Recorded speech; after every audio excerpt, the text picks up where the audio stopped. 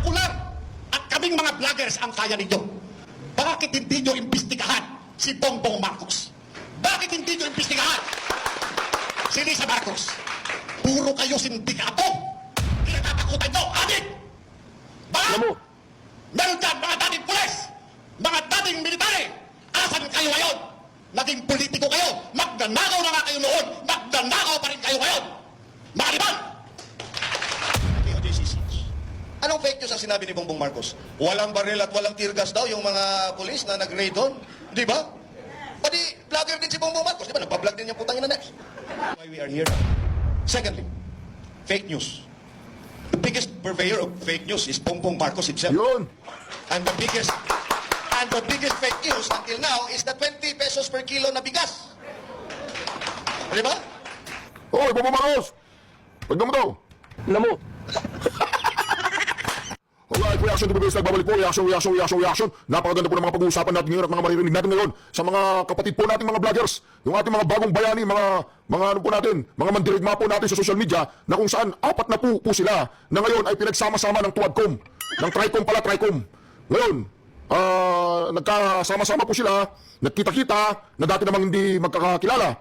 Dahil po dito sa Tricom na ito, dito sa sinasabi nilang mga vlogger daw ng mga Pogo, funded daw ng Pogo, ng Narco, ng Chinese. O yan manood kayo dito. Uy, Dan Fernandez, Barbers.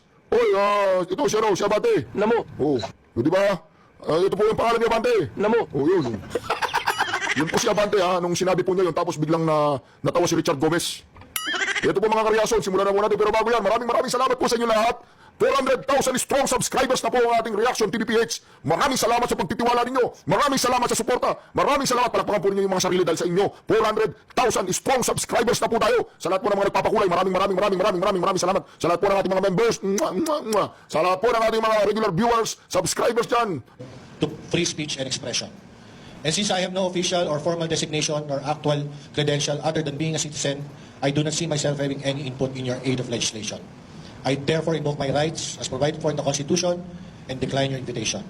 And I commit that I will continue to hold you accountable and responsible because you chose to be servants of the Filipino people. With all due respect, Mark Anthony Lopez. So yun lang po mga kasama, and maraming salamat po sa inyong mga suporta at tuloy lang po yung ating laban dahil hindi lang po ito laban namin, laban po natin itong lahat, laban po ito ng sabayan ng Pilipino. Thank you. Siya po si Mark Anthony Lopez na wala po akong gaanong idea. Talaga po sa totoo lang. Isa-search ko to at ipa-follow ko kung ano man ang ginagawa niya sa kanyang buhay. Pero dahil kasama niya, yung mga mandirigma nating mga vloggers, mga tagapagbantay ng mga magnanakaw, susuport kita, Sir Mark Anthony Lopez. So, I am in social media, I'm known as Doc Marites. Kasi pangalan ko Mata Richard Tesoro. So shortcut po, Marites. So dahil sa pangalan ko po Marites, nagmamarites nga talaga ako. Kung gusto nyo updated, follow nyo yung Dr. Richard and Erica Mata. Going 2.6 million na po yun. Mahilig lang talaga magmarites sa mga Pinoy. Showbiz, yung hiwalayan, sinishare ko yan. And mahilig talaga ako mag-opinion. Kasalanan siguro ito ni Guy, kasalanan siguro ni siguro yung mother niya, yung nung ating Olympian, yung mga ganun ba, no? May opinion natin yon. Now, when it goes to politics, sinishare ko din yun, siyempre. Anong opinion ko? Puro lang kayo dyan, Bipisara. Paano lang yung mga baha? Paano lang yung mga mahal na mga pagkain ninyo yung paglimitingan? So, fake news yun? Hindi fake news yun. Masakit lang yun. Tama yun Totoo yun So, nasali tuloy ako dito. Sa kakamarites. Yun. And yung worst na plot twist. Ito yung China, WPS, yung kanilang Pogo, dito kami mga vloggers. Ang ginagawa nila ngayon, ipagsama yung dalawang topics. Parang North and South, iisa lang yung North and South. Kasi alam nila, karamihan ng Pilipino ayaw ng Chinese, ayaw ng Pogo. So para maayawan kami, para wag na kayong makinig sa aming opinion, Pogo daw kami sponsored. China sponsor daw kami. Para kung may sabihin kami, hindi na maging effect, so mananalo na sila sa eleksyon. So this is all about election. Ganun lang po ang nangyari dito. Barbers, ito para sa'yo. Pagka mo to, Barbers. Namo. Sino maniniwala? Ako po, kung kilala nyo ako, nagpa-follow kayo sa akin, ako po yung unang mga tumira dyan sa mga vlogger na nagpapabayad para mag-promote ng sugal. Kasali na po yung mga artista, tinira ko yan, yung mga kamukha ko na artista dyan, di ko na sabihin yung pangalan. Nagpapabayad po yan para mag-promote ng sugal. Tapos ngayon, bayad ako ng Pogo. Ano ba yan? Tinitira ko yung sugal, tapos ako na ngayong soldado ng Pogo para tirahin ng mga congressman. So there's something wrong with that. then I really agree with all of it said. Gusto ko lang itong munang i-highlight na hindi na-mention kanina. Walang point na yung meeting eh, no? Kasi ganito po. Sabi ni Meta, sa Guardian po to, babasahin ko lang before I end. The Guardian, January 7. Meta will get rid of fact and recommend more political content on its platforms. Ulitin ko, and recommend more political content on its platform. Worldwide po ng Facebook yan. Mag-i-enjoy na lahat ng tao buong mundo except Pilipinas. Dahil may mga self-centered lang na tao para lang sa kanila. Tumino sila para i-praise namin sila. Paano namin i-praise? Puro lang kayo VP Sara, tapos siyempre mapapalakpak kami. Wow, puro kayo VP Sara. Siyempre titira kami. Pero kung pinagmitingan nyo yung mga baha, yung mga mahal na pagkain, we will praise you, so there's nothing wrong with us. In addition, sabi niya, lalabas yan sa Facebook, Instagram, and Threads. Founder Mark Zuckerberg said, last paragraph before I end, in a video message, Zuckerberg vowed to prioritize free speech after the return of Donald Trump to the White House and said that the starting in the US, he found, get rid of the fact-checkers and replace them with the community notes similar to X. Ano yung community notes similar to X? Ibig sabihin, sa X na app, pag ayaw mo yung sinasabi, may notes doon, pwede mong anong saloobin mo, anong statement mo to correct that point. Ibig sabihin, na-solve na nito nila. Na kunyari, ayaw nyo yung sinasabi namin, lalagyan din ni Mark Zuckerberg yan ng community notes para doon kayo maglagay ng statement na, I'm sorry doctor, I don't agree with your point. So hindi na kailangan tayong pumunta doon sa house kasi may solusyon na po ang social media for these issues. Huwag na yung parang binibaby pa tayo na hindi kayo marunong yan. Gagawan kayo ng framework para hindi kayo makilos. Mas magaling pa kayo kay Mark Zuckerberg. Thank you so much.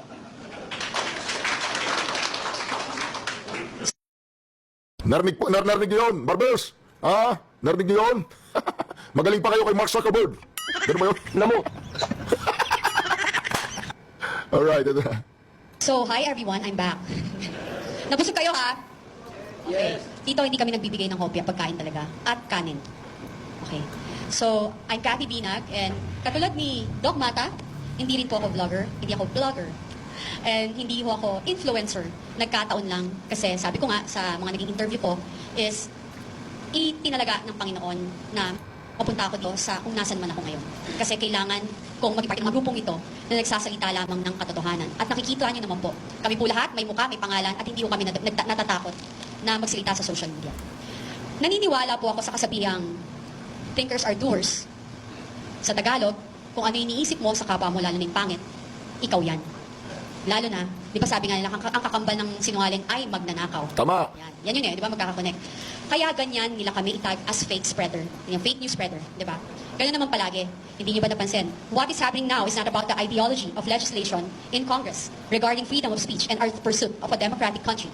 It is their personal vendetta to silence their critics and the voice of the Filipino people. If they don't like what they see and hear, they will crucify people who go against them. Sabi nga, nagbabalat sibuyas sila. Tumakbo po kayo sa politiko. Dapat po, handa kayo dito.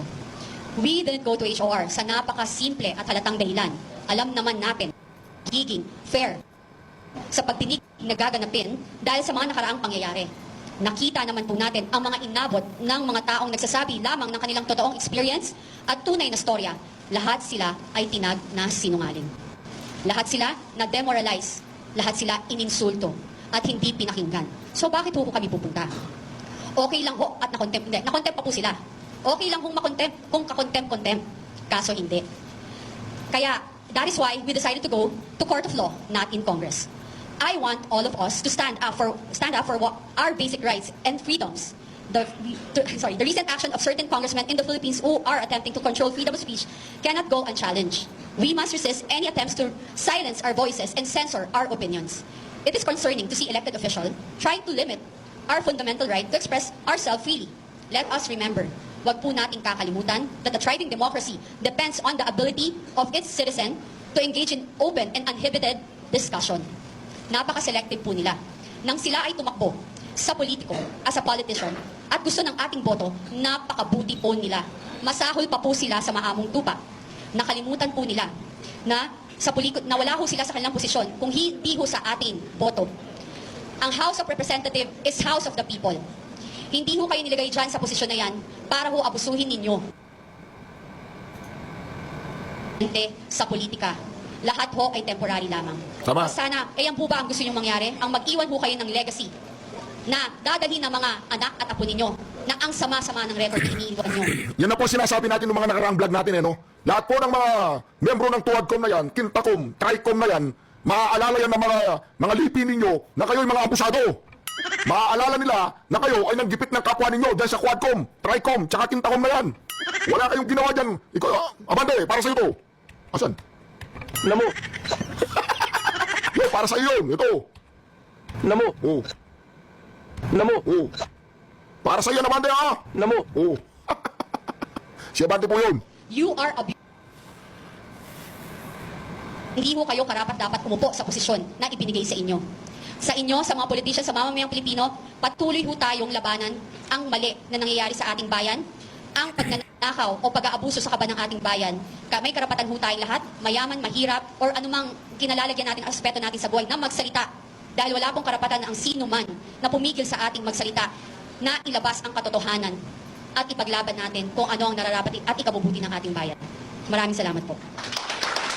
Ang galing eh, ang galing po ni Madam Cathy Binag. Madam Cathy B, idolo kita. Ha? Hindi mo tinikman mo pala, kaya lang hindi mo nagustuhan, nilagay mo sa gilagid mo. Tapos hindi mo nagustuhan, very good. Ngayon, binulgar mo na ang katarantaduhan nila. Mga drug addict sila, di ba? Mga drug addict, cocaine, gano'n. Oh.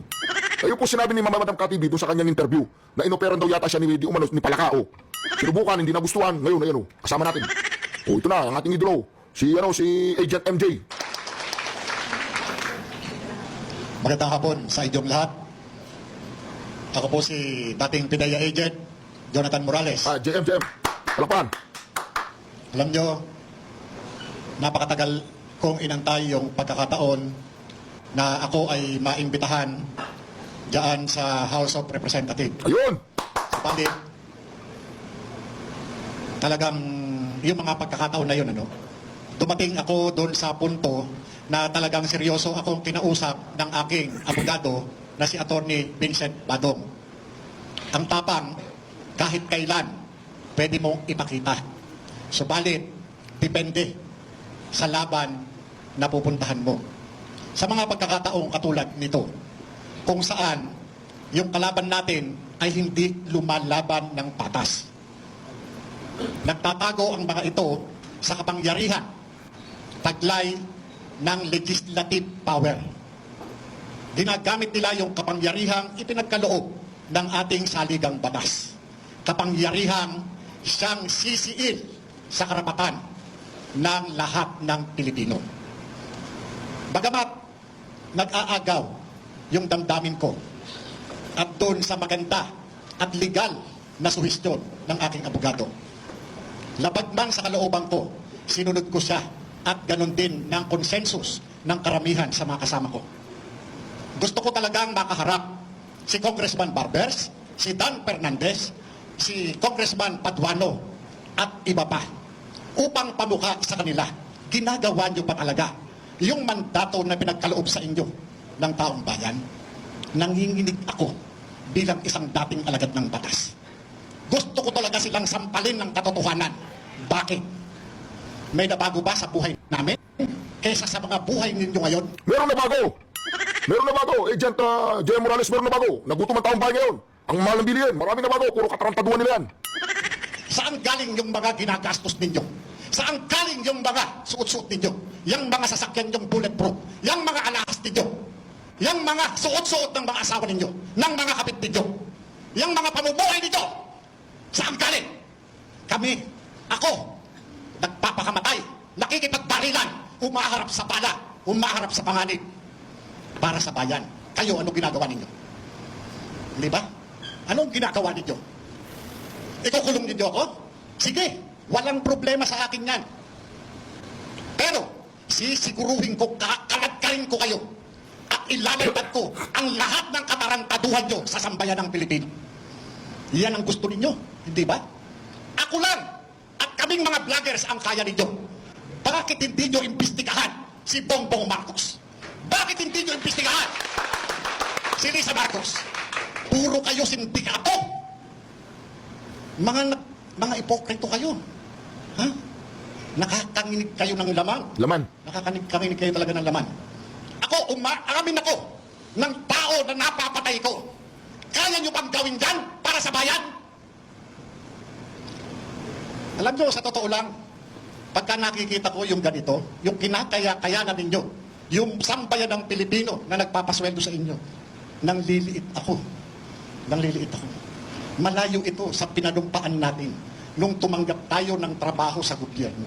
Nangako tayo sa sambayan ng Pilipino na ipaglalaban natin ang kanilang karapatan. Pero asan kayo ngayon? Mayaman na! Nasaan kayo ngayon? Namo. Kayo sana ang inaasahan namin. Ipagtatanggol ang saligang batas. Pero ano ngayon? Wala. Kinatatakutan nyo, adik! Ba? Namo. Meron dyan mga dating pulis, mga dating military. Asan kayo ngayon?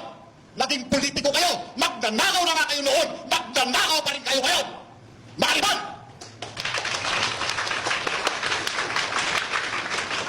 Bigat po ng mga binitiwang salita ni Agent J.M. Morales, no? Di ba? Magnanakaw kayo noon! Magnanakaw pa rin kayo ngayon! Hoy, Abante! Namo. Hoy, Dan Fernandez! Namo. Hoy, Ace Barbers! Namo.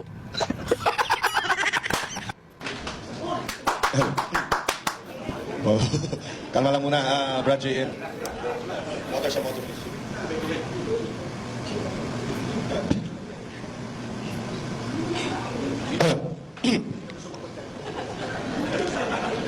Mr. Chair. Mr. Chair, I move that visa. Anyway, magandang hapon po sa inyong lahat. No? Ako po si Elmer. Sorry? Okay. My name's Elmer. I'm E.B. Hogalbot on my social media accounts. No?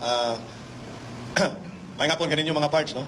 Actually, when I woke up kanina, about 5:30 in the morning, parang si Eric Sylvester, no? Yung aking accent. 6:30 and 5:30 in the morning. I woke up. Sabi ko sa sarili ko, pistingyawa, ano naman ko din, hinabot mo ko din ng animal. Why am I here? You know why am I here? Because I was labeled so many names. Because I chose to write my opinions on my social media accounts. I've been labeled a Russia-trained Chinese propagandist. I've been labeled as a paid Pastor Apollo Kibuloy apologist. Most recently, I was labeled as a DDS double agent. Pero ako, wala akong problema niyan. You can label me anything. I don't really care. What I cannot accept, I'm sorry.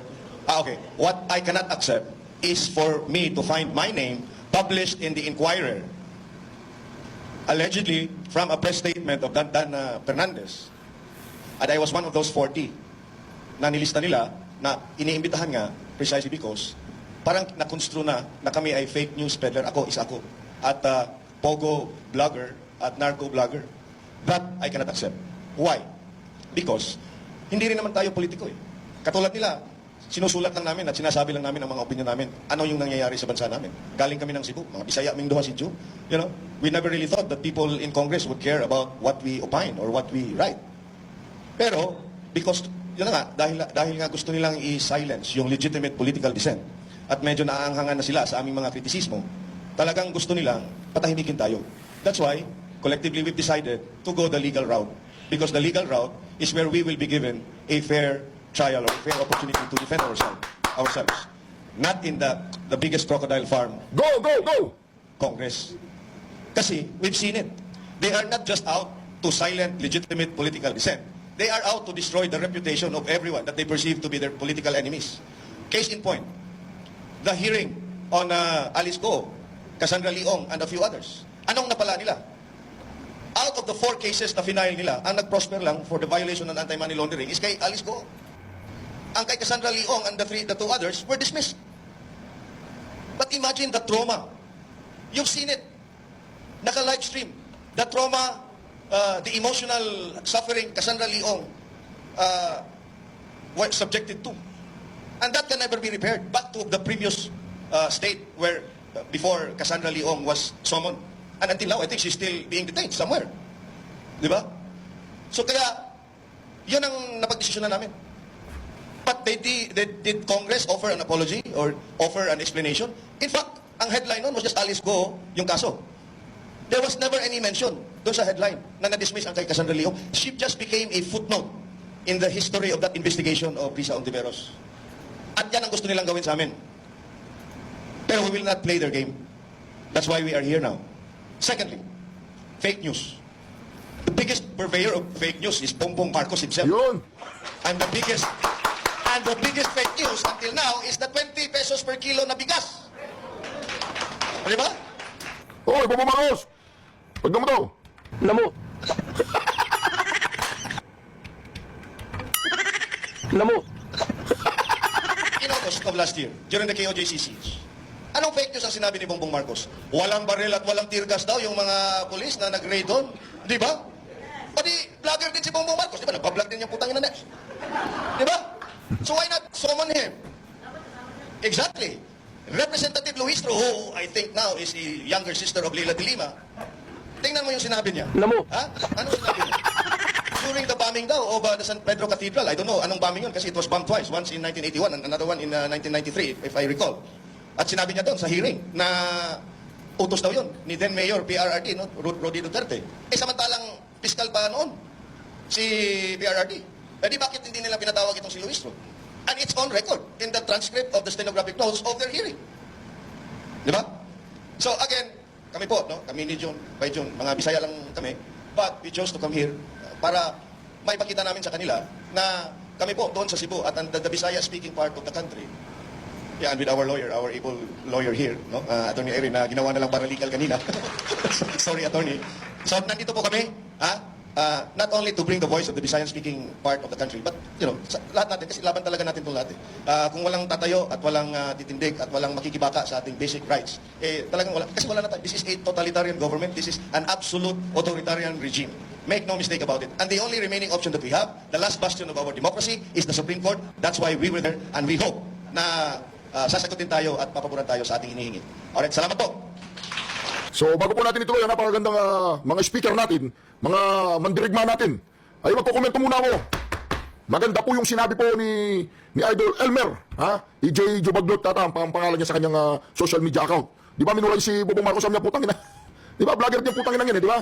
Oh, di ba fake news, 20 pesos, tapos yung 20 pesos ngayon. Meron pong masamang balita mga ka-reaction, Hindi lang ako masyadong sure dito, i-verify ko pa po, Tulungan niyo akong i-verify sa internet at sa ating gobyerno, magkakaroon yata ng food problems. Shortage yata, shortage. Namo. Mantakin mo yan. At ang inaasikaso po ng mga Namo. ang inaasikaso po ni Dan Fernandez, ni Barbers, ni Abante, ang mga vloggers. Namo. Hoy, Abante, Namo. Barbers, Namo. Padmano. Namo. Diba, hindi raw mura yun. Sabi ni Abante, hindi raw mura. May marami daw yun. Hoy, Samora! Si Chabi. Namo. Kaya dito mga ka-reaction, talagang kung titigil tayo, kung matatakot tayo, kung hindi nga tayo titindig, at magpapasindak tayo sa gobyernong ito, na nararamdaman naman natin, unti-unti pong pinapatahimik, lahat po ng mga taong hindi sang-ayon sa gobyerno ni Bongbong Marcos, ni Romualdez, pinapatahimik po. Sinubukan nila si BP Sara. Ano nangyari sa kanila? Taob. Namo. Ngayon, minamaliit nila yung mga vloggers. Paano po hindi minamaliit ang mga tarantadong vloggers na nagpabayad na yan? Kaya minamaliit nila tayo dahil nagpabayad kayo, mga inayo pa kayo. Ang dami nyo nagpabayad. Itong kalbong bakla na to, yung itim na kalbong bakla, na recruiter ni Tambaluslos. Namo. Nagre-recruit siya ng mga vloggers. Nauli siya, nauli. Wala namang problema kung magpa-recruit sila, magpabayad sila, buhay nila yun, di ba? Buhay nila. Kahit yung bakla na yan, yung maitim na bakla na yan na mukhang butete. Namo. Wala namang problema, Brad, kahit kumain ka ng kaban ng bayan. Lahat ng binabayad sa iyo, mga animal kayo, galing sa kaban ng bayan yan. Namo. Pinapakain ninyo sa mga anak ninyo, magulang ninyo, kinakain ninyo ang kaban ng bayan, mga walang prinsipyo, walang dignidad. Namo. Ako sinasabi ko po dito sa mga viewers natin, mga ka-reaction natin dyan. Subukan nilang offeran tayo. Tatanggapin ko lang yan pag hindi bababa ng 1 bilyon. Namo. 1 bilyon na yun di ba? Hindi bigay sa mga pulis. Namo. Hindi po natin tatanggapin yan. Wala po sa ating bokabularyo, wala po sa ating prinsipyo. Ang sa atin, yung susunod na lahing Pilipino, yung mga anak natin, mga anak ng mga anak natin, mababalitaan nila kung paano tayo nakipaglaban, kung paano tayo tumayo, kung paano tayo nagsalita dito sa mapang-apirap, mapangsupil na gobyernong Bongbong Marcos na ito. Gusto ko maalala nila tayo. Gusto ko maalala nila ang ginawa natin para sa mga anak natin at sa mga susunod na henerasyong Pilipino. Dahil kung hindi pa magbabago ang kultura ng Pilipino, hindi pa natin makukuha ang kultura ng Davao, ang kultura ng Duterte style of leadership, ang kultura ng pamilya ng Duterte, tapat maglingkod at inuuna ang bayan. Yan po ang lagi nating tatandaan. Kaya dapat, let us protect BP Sara Duterte. Protect BP Sara. Kaya yan, takot na yung mga yan. Lahat kayo dyan. Namo. God bless you all po. Syukran. Duterte. Duterte. Duterte. Duterte. Duterte. Lahat kayo dyan sa Tricom. Namo. Oy, Paduano. Namo. Oy, Barbers. So, ayaw. Kay Barbers, ayaw. Ayaw, wala na. Namo. Oy, Dan Fernandez. Namo. Hindi raw mura yun. Sabi ni Abante, siya yung kausapin ninyo, ha. Sampalin ninyo siya. Namo.